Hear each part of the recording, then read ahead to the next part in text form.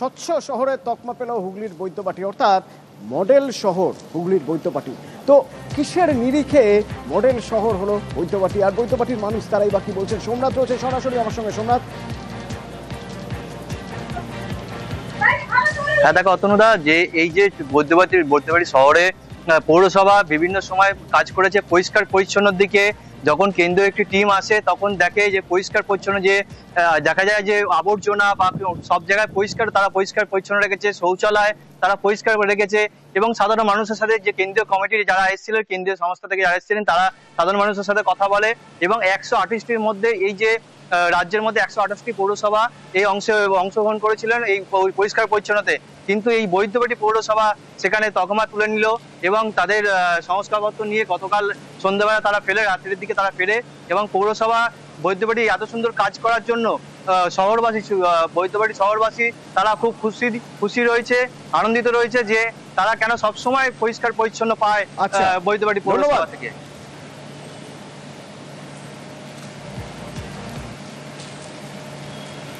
Back benchers বলে আর বোধহয় কিছু থাকবে না।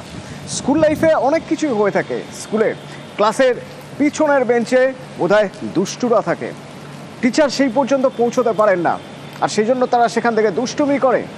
এই সব মিথ, এই সব গল্পর দিন শেষ। তার কারণ এখন বেশ কিছু সরকারি স্কুলে দেখা যাচ্ছে যে ক্লাসে বসার প্যাটার্ন বদলে দেওয়া হচ্ছে। না, লাস্ট বেঞ্চ বলে কিছু থাকবে না, ব্যাক বেঞ্চার বলে কিছু থাকবে না, ইউ শেপে হচ্ছে বসার ব্যবস্থা। প্রথম স্কুলে যাওয়ার দিন, প্রথমবার ফেল কিংবা প্রথমবার প্রথম হওয়া, প্রথমবার বন্ধুর সঙ্গে টিফিন ভাগ করে খাওয়া, প্রথমবার কাদা মাঠে ফুটবল, বন্ধু চল। স্কুল অনেক প্রথম কিছু জানে, আবার এই স্কুলই জানে ফার্স্ট বেঞ্চ আর লাস্ট বেঞ্চের গল্প। যারা প্রথম বেঞ্চে বসে তারা প্রথম সারিতে, আর যারা লাস্ট বেঞ্চে, রেজাল্ট বের হলে তারা লাস্টের দিকে। এর উল্টো কাহিনীও আছে। লাস্ট বেঞ্চে বসা ছেলে বা মেয়ে অনেক সময় প্রথম বেঞ্চের বন্ধুদের টেক্কা দিয়ে দেয়। তবু প্রথম বেঞ্চ আর লাস্ট বেঞ্চের গল্প সব স্কুলেই প্রায় এক। এই গল্পেই এবার টুইস্ট। লাস্ট বেঞ্চে বসার জন্য কাউকে যেন বাঁকা চোখে দেখা না হয়, শুধুমাত্র লাস্ট বেঞ্চে বসে বলে কাউকে যেন ফাঁকিবাজ বলে ধরে নেওয়া না হয়, এটা নিশ্চিত করতে লাস্ট বেঞ্চটাই তুলে দিল 3 জেলার 3 সরকারি স্কুল।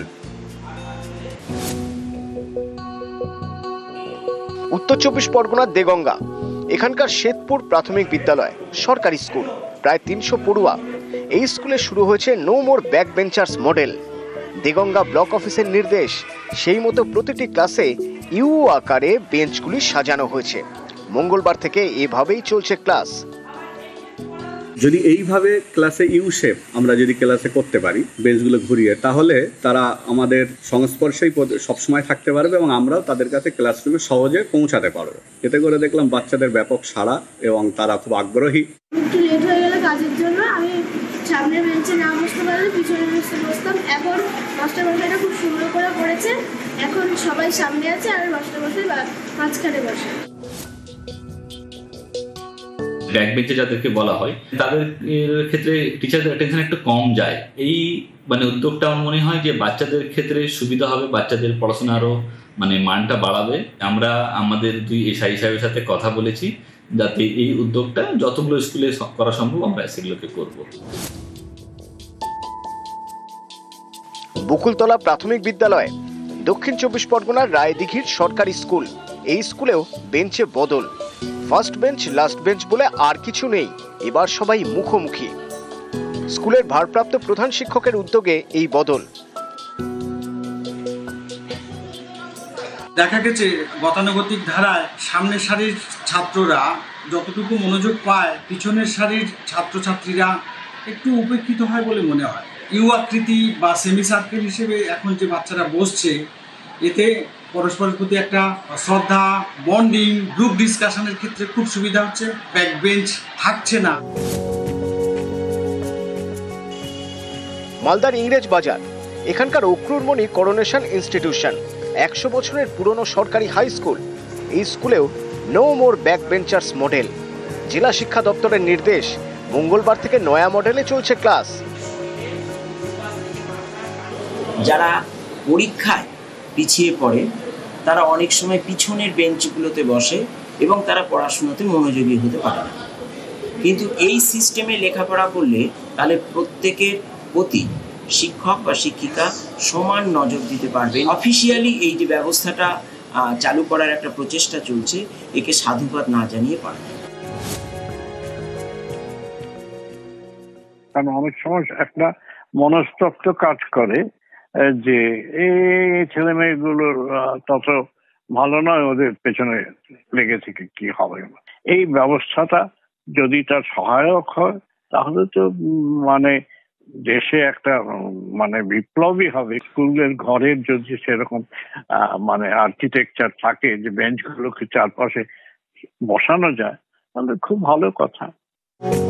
স্থানার্থী শ্রীকুট্টান মালায়ালাম সিনেমা গত বছর মুক্তি পায়। এই সিনেমাতে দেখানো হয়েছে ক্লাসরুমে কোনো লাস্ট বেঞ্চ নেই, সব বেঞ্চ সমান, সব পড়ুয়াও সমান। এই সিনেমার একটি স্টিল সম্প্রতি সোশ্যাল মিডিয়ায় ছড়িয়েছে।